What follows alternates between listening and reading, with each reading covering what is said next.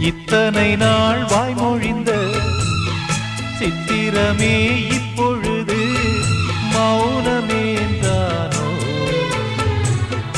மின்னலென மின்னிவிட்டு கண்மறைவாய் சென்று விட்ட மாயம் நீதானோ?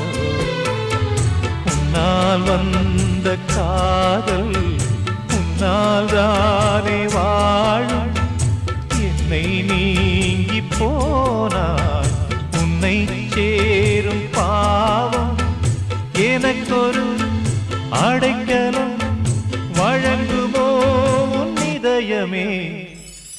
அன்பேவா அருகிலே என் வாசல் வழியிலே